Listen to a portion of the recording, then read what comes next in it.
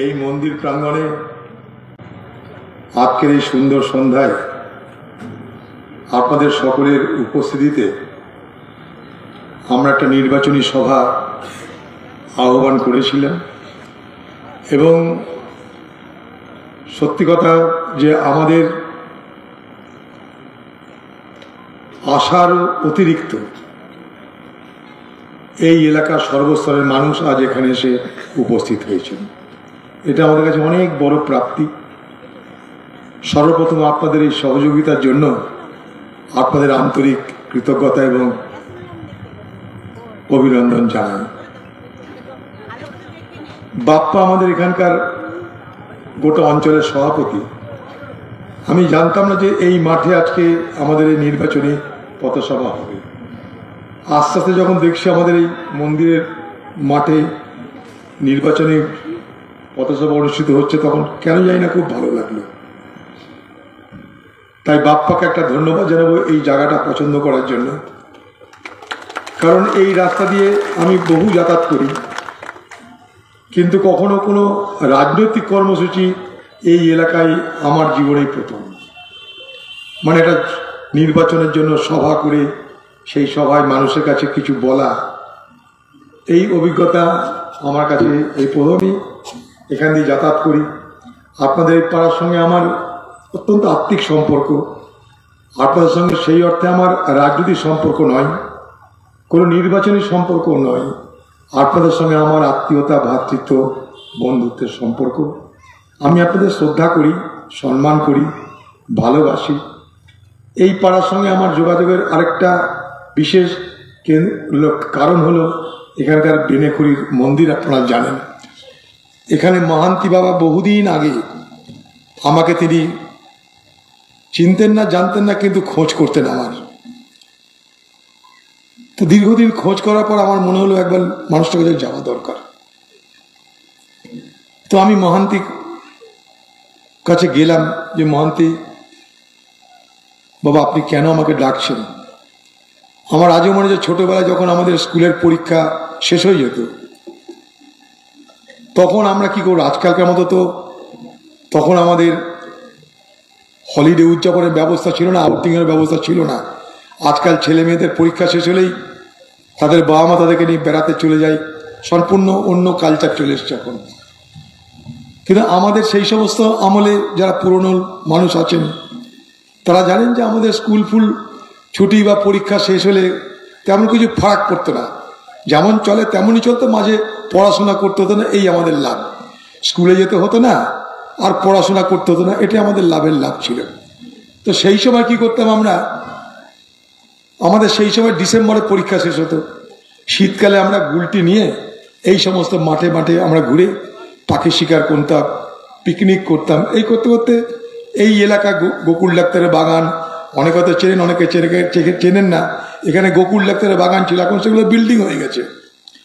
তারপরে সেই মন্দিরও ছিল, মহান্তির মন্দির ছিল। তো স্বাভাবিকভাবে এমনি আমার পরিচয় ছিল, কিন্তু মহান্তির সঙ্গে আমার সরাসরি ওঠা বসা কথাবার্তা ছিল না। তো দীর্ঘদিন মহান্তি আমাকে যখন ডেকে পাঠায় তখন আমি এসে একদিন বললাম বাবা আপনি আমাকে ডাকছেন কেন? তো উনি আমাকে বললেন দেখো বাবা, এই আমার জমিটা আছে, মন্দিরের জমি, এই জমিটা আমি তোমার হাতে অর্পণ করতে চাই, তোমাকে দিয়ে যেতে চাই। আমাকে দিয়ে কি করবেন আপনি জমি? আমি জমি নিয়ে কি করবো আপনার? আমি আপনার কোনো কাজে লাগবো না, আমি মন্দির কোনো কাজে লাগবো না, আপনার কোনো কাজে লাগবে। আপনি কোনো আশ্রমকে দিয়ে দিন, অনেক আশ্রম আছে দেশে, তাদেরকে দিয়ে দিন, তারা আপনার মতনই, তারা সাধু সন্ন্যাসী, তাদেরকে দিয়ে দিন। বলছে না আমি কাউকে দেবো না, আমি তোমার হাতে দিয়ে যেতে চাই। তাহলে ঠিক আছে আমি ভেবে দেখব।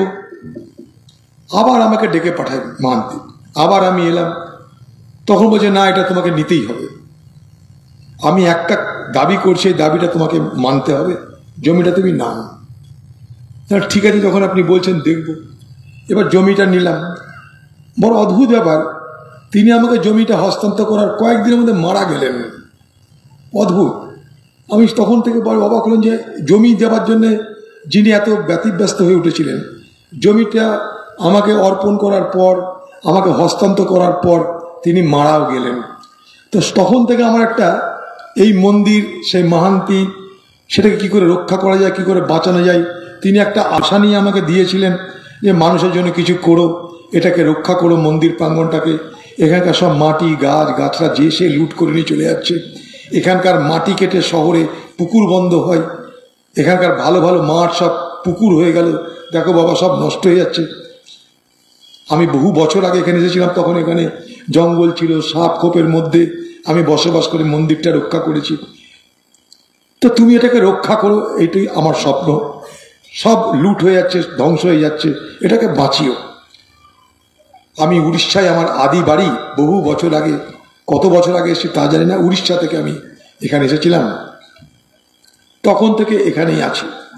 তো সেইখান থেকে আমার একটা ইমোশনাল অ্যাটাচমেন্ট তৈরি হয় এই বেনাকুড়ির এই মন্দির।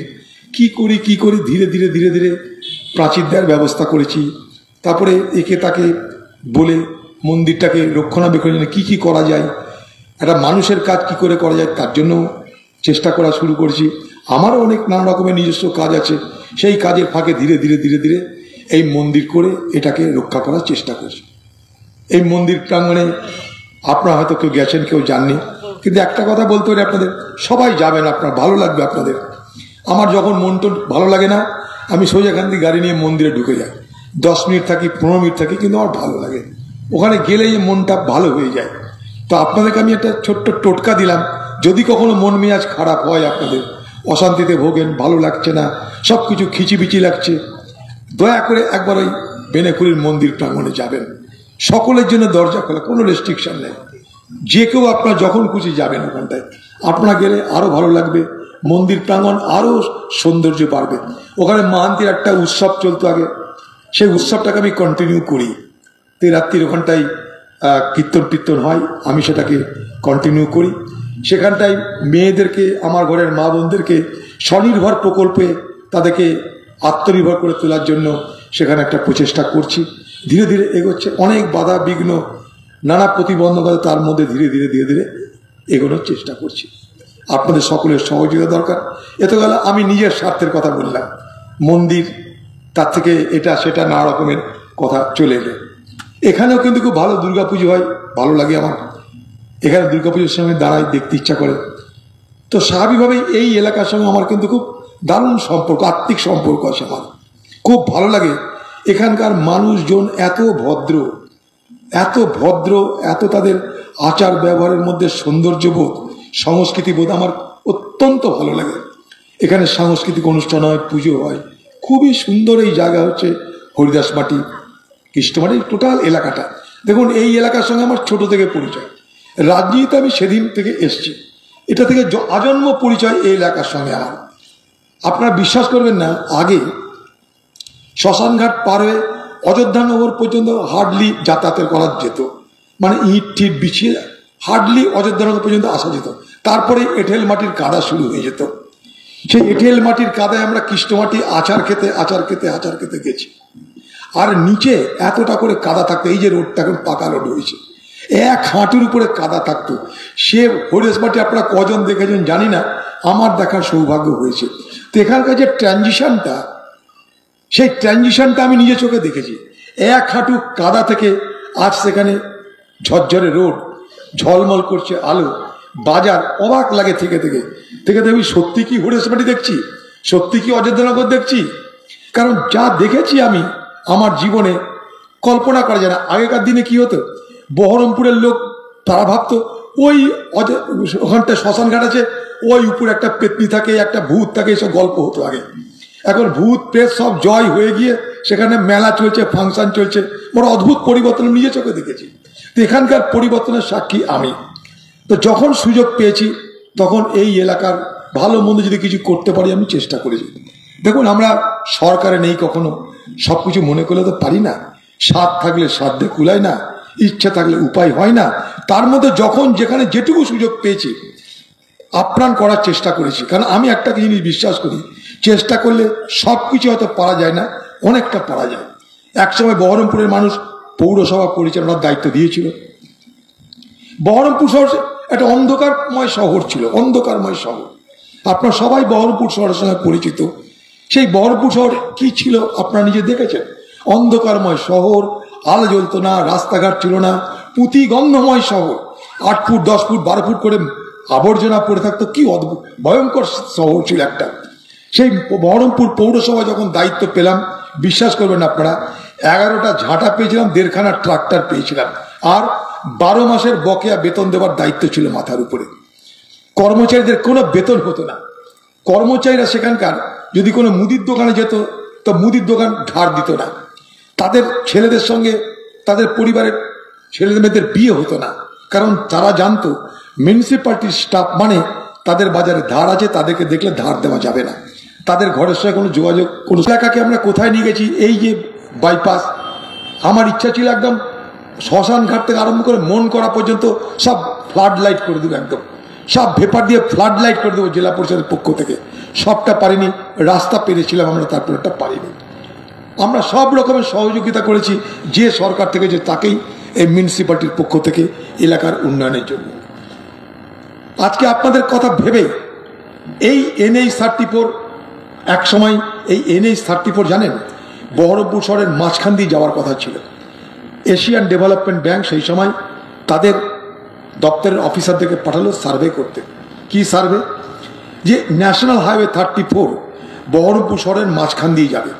55 তলা চেনেন, 55 তলা থেকে রেল লাইন পার হয়ে টেক্সটাইল হোস্টেল চেনেন, টেক্সটাইল হোস্টেলের পাশ দিয়ে বহরমপুর বাস স্ট্যান্ড চেনেন, বহরমপুর বাস স্ট্যান্ড থেকে রাস্তা উঁচু হবে, এলিভেটেড রোড হবে, সেই রাস্তা উঁচু হয়ে গোয়ালজান দিয়ে আরেকটা ব্রিজ করে তাকে ওপারে নিয়ে যাওয়া হবে। তখন যখন এশিয়ান ডেভেলপমেন্ট ব্যাংকের বড় বড় অফিসাররা এলো, আমি তখন সদ্য MP হয়েছি, আমার আজও মনে আছে 99 সাল সদ্য MP হয়েছে। তখন বহরমপুরে এত হোটেল ফোটেল ছিল না। আলোচনার জায়গা হয়েছিল কোথায় জানেন? বহরমপুরের টুরিস্ট লজ। সেই টুরিস্ট লজে এশিয়ান ডেভেলপমেন্ট ব্যাংকের অফিসার, NH এর অফিসার, আমি এখানকার প্রতিনিধি হিসেবে আমাকে ডাকা হলো। প্রস্তাব দেওয়া হলো। কি প্রস্তাব?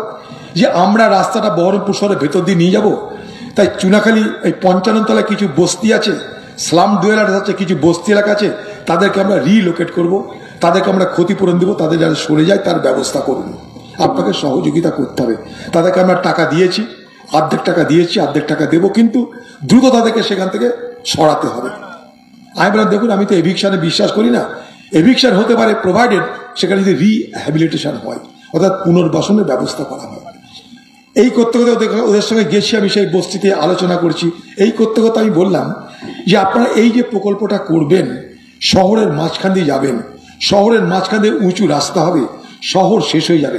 কলেজের স্কুলের পাশ দিয়ে গিয়ে ওই যে বোস্টাল জেল, যেটা এখন মানসিক হাসপাতাল, সেই পাঁচির ভেঙে গোয়ালজান হয়ে যাওয়ার কথা ছিল সেই রাস্তা। আমি তখন প্রস্তাব দিলাম, আমার সঙ্গে চলুন আপনারা ভিজিটে, আমি আপনাদের বেড়াতে নিয়ে যাচ্ছি। বেড়াতে নিয়ে গেলাম মন করার মোড়ে। মন করার মোড় থেকে ঢুকে বলরামপুরে দেখালাম কলা বেড়া থেকে যে এই দিক দিয়ে কি রাস্তা বার করা যায় না। আমি এগুলো কেন পেরেছি জানেন? আমি সব চিনি এগুলো, আমি পায়ে হেঁটে হেঁটে ঘোরা, দৌড়ে দৌড়ে ঘোরার এলাকা আমার কাছে এগুলো সব। সাইকেলে, পায়ে হেঁটে, দৌড়ে সব কিছু করে ঘুরেছি আমরা। তা আমার আইডিয়াতে ওদেরকে নিয়ে গেলাম যে শহরটাকে শেষ না করে শহরটাকে আরো বাড়ানো যেতে পারে, আরো শহরের মানুষকে রিলিফ দেওয়া যেতে পারে, শহরটাকে বড় করা যেতে পারে যদি আমরা আরেকটা বাইপাস করার ভাবনা চিন্তা করি।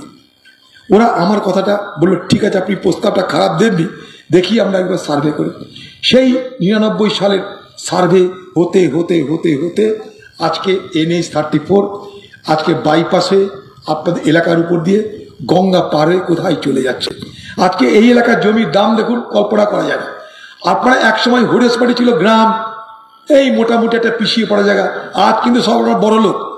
আপনাদের যে জমি আছে, জমির লক্ষ লক্ষ টাকা কাটা হয়ে গেছে, সম্ভব হয়েছে পরিকাঠামোর পরিবর্তনের জন্য। তাই যে কথাটা বলছিলাম আপনাদের, সুযোগ যখন আমি পেয়েছি কিছু করার চেষ্টা করেছি। আমি রেলমন্ত্রী হয়েছিলাম 18 মাসের। দেখুন আমি বড়াই করছি না, ভোট এসেছে তো কিছু বলতে হয় তাই বলছি, জেনে রাখা ভালো। আমি 18 মাসে রেলমন্ত্রী হয়েছিলাম। বিশ্বাস করবেন, আমি যখন রেলের দপ্তরে ঢুকলাম, প্রথম আমার প্রশ্ন ছিল পলাশি পর্যন্ত ডবল লাইন এলো, পলাশির পর থেকে ডবল লাইন হওয়া বন্ধ হয়ে গেল কেন? কাটোয়া পর্যন্ত ডবল লাইন এলো, কাটোয়ার পর থেকে ডবল লাইন করা বন্ধ হয়ে গেল কেন? রেলের দপ্তরের অফিসাররা বললো, দেখুন এগুলো সেই সময় তো জানেন যে এরকম ভাবে বাজেট হতো না। মন্ত্রী তার নিজের ডিসক্রিপশনারি পাওয়ারে, মন্ত্রী তার নিজের পাওয়ারে যতটা বলেছে ততটা করেছি আমরা। আমাদেরকে পলাশি পর্যন্ত করতে বলা হয়েছে, পলাশি পর্যন্ত করেছি। আমি তখন তাদেরকে বললাম, রেলের বোর্ড মিটিং ডেকে 15 দিন সময় দিলাম, 15 দিন পর আমি মুর্শিদাবাদ যাব। মুর্শিদাবাদ যাওয়ার আগে পলাশি থেকে লালগোলা প্রজেক্ট তো আপনাদের কাছে আছে নিশ্চয়, না থাকলে অ্যাসেসমেন্ট করা আছে আপনাদের, তার উপরে টেন্ডার করে টেন্ডার অ্যামাউন্ট ঠিক করুন।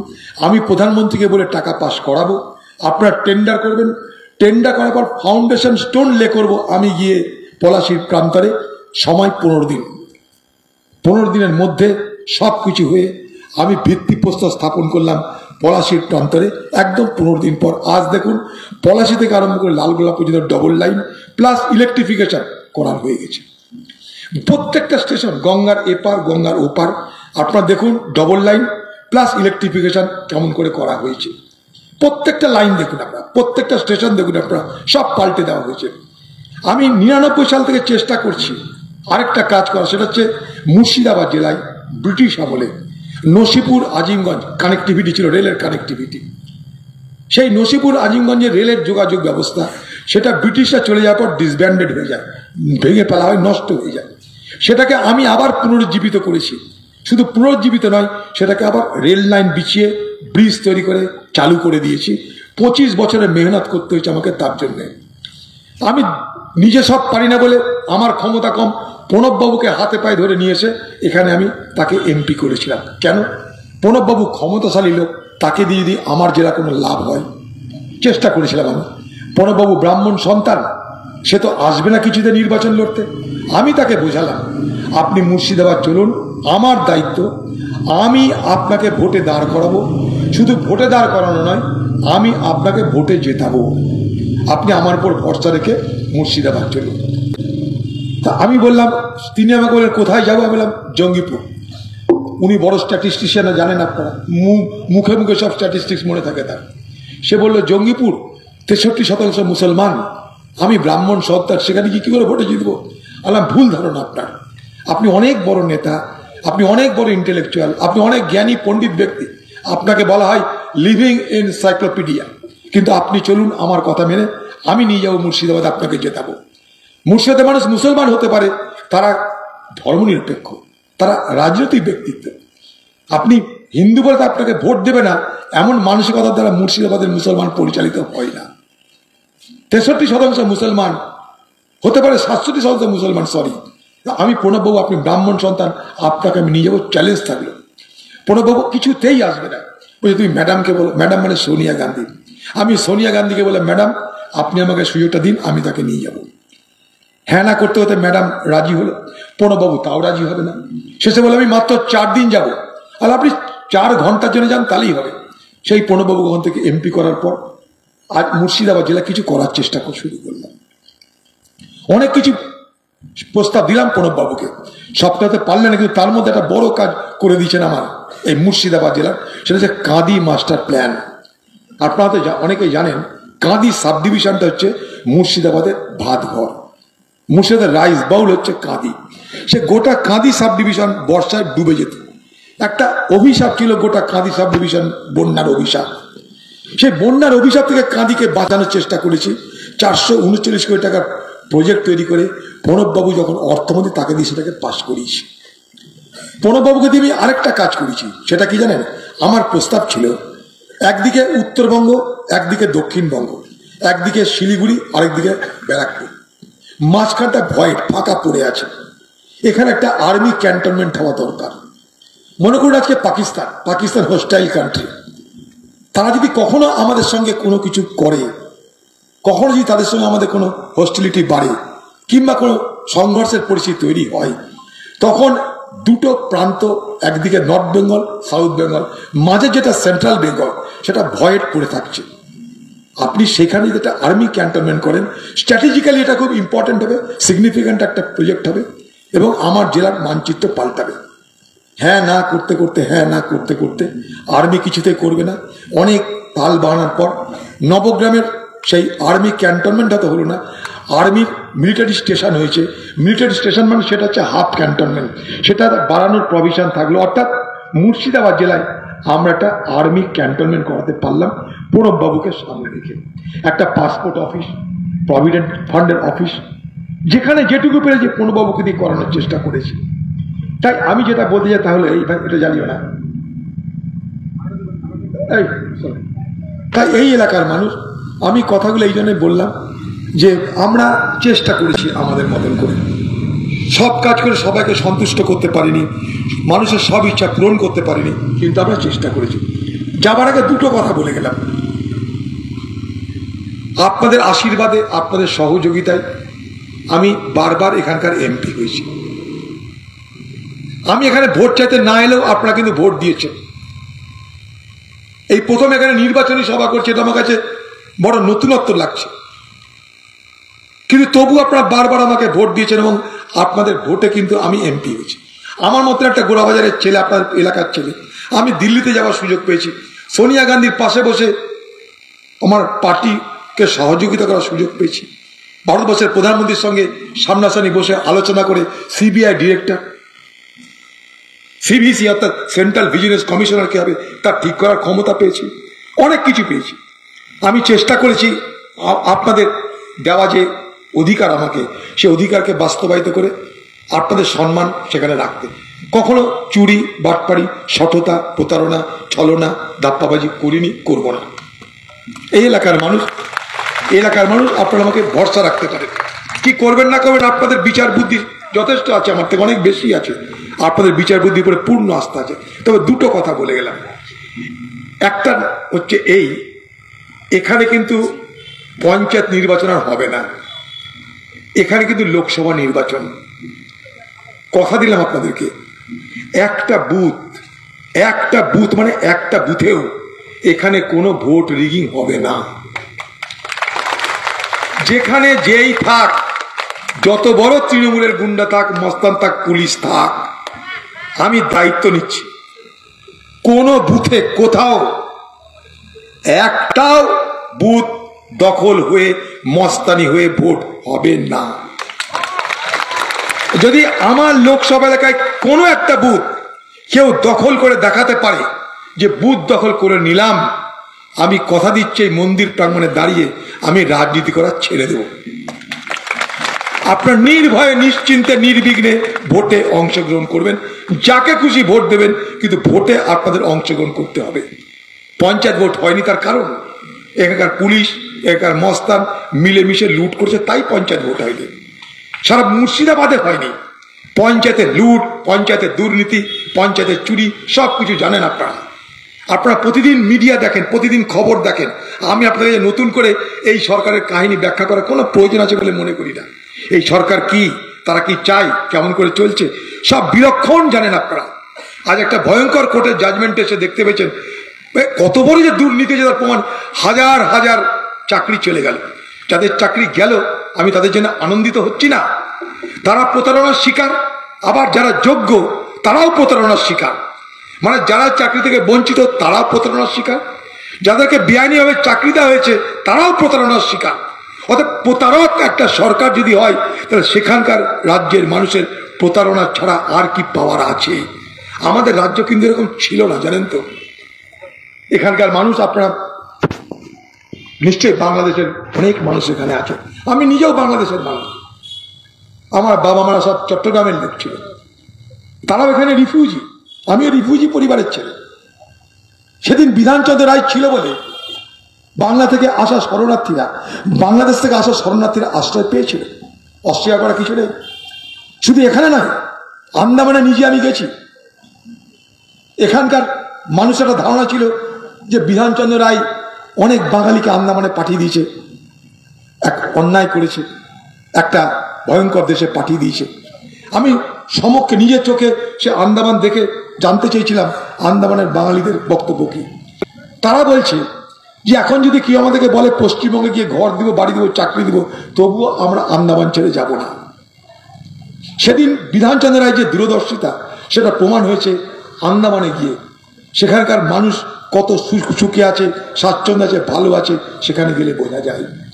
সেদিন কিছু ছিল না আমাদের দেশে, এই রাজ্যে কিছু ছিল না। সেদিন বেসরকারি পুঁজি বিনিয়োগ ছিল না, মনে করে দেখুন। সেদিন আজকের মতন ব্যাংক ছিল না, আজকের মতন ওয়ার্ল্ড ব্যাংক, ইন্টারন্যাশনাল মনিটারি ফান্ডের টাকা আসতো না, কিছু ছিল না সেদিন। সেদিন কি ছিল বলুন? একটা অপুষ্ট, একটা অপুষ্ট অসুস্থ একটা দেশভাগের পর দেশ আমরা পেয়েছিলাম, যে দেশে কিছু ছিল না। স্বাধীনতার পর কি ছিল আমাদের? দেশ বিভাজন স্বাধীনতার পর যে দেশটা পেয়েছি আমরা, কি ছিল বলুন? আমাদের আয়ু ছিল গড়ে 32 বছর, শিক্ষা ছিল আমাদের 12%, রোজগার ছিল না, স্কুল ছিল না, কলেজ ছিল না, আমাদের খাদ্যে স্বয়ংসম্পূর্ণ ছিলাম না আমরা। সেদিন দেশে খাদ্য উৎপাদন হতো 32 মিলিয়ন টন। আমরা পৃথিবীর পিছিয়ে পড়া দেশ ছিলাম। সেই সময়ও বিধানচন্দ্র রায়দের মতন ব্যক্তিরা ছিল বলে আমরা বেঁচেছিলাম। শরণার্থী আমরা বেঁচেছিলাম, জীবনের সংগ্রাম করবার রসদ পেয়েছিলাম, আমাদেরকে ফেলে দেয়নি কেউ, আমরা অনাহারে মারা যায়নি। অভাব ছিল, অভাব হয়েছে, কিন্তু মেহনত করে পরিশ্রম করে আমরা নিজেদেরকে দাঁড় করানোর চেষ্টা করেছি। আমার বাবা মারা পোলাও বিরিয়ানি মাংস খাতে না পারলেও ডাল ভাত খাইয়ে আমাদেরকে তো মানুষ তো করেছে। তাদের তাদেরকে চুরি বাটপাড়ি করেনি তারা, কখনো আমাদেরকে বস শিক্ষা দেয়নি। পেরেছিল সেদিন এই পশ্চিমবঙ্গে দুর্গাপুর ইস্পাত নগরী হয়েছিল, সেদিন এই পশ্চিমবঙ্গে কৃষি বিশ্ববিদ্যালয় হয়েছিল, সেদিন এই পশ্চিমবঙ্গে স্টেট ট্রান্সপোর্ট সার্ভিস হয়েছিল, সেদিন এই পশ্চিমবঙ্গে শিক্ষার বিস্তার হয়েছিল, সেদিন এই পশ্চিমবঙ্গে খড়গপুরের মতন IIT হয়েছিল। কেউ অস্বীকার করতে পারে বলুন? সেদিন কেন হয়েছিল জানেন? তাদের দূরদর্শিতা ছিল, তাদের ভবিষ্যতের ভাবনা ছিল। ইংরেজিতে একটা কথা আছে যে politician only thinks for election, but a statesman thinks for generation. অর্থাৎ একটা রাজনৈতিক ব্যক্তি সে শুধু রাজনৈতিক ব্যক্তি হবে তখন যখন সে তার নিজের নির্বাচনের কথা ভাববে, যেমন আজকে ভাবছে। কিন্তু যারা প্রকৃতপক্ষে স্টেটসম্যান হয়, রাষ্ট্রনায়ক হয়, তারা কিন্তু ভবিষ্যৎ প্রজন্মের কথা ভাবে।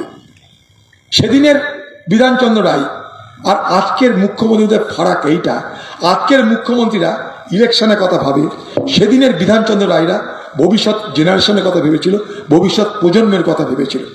ফারাকটা এই জায়গাটা। তাই সেদিন আমরা শিল্প স্থাপন করতে পারলাম, আজ আমরা শিল্প স্থাপন করতে পারি না।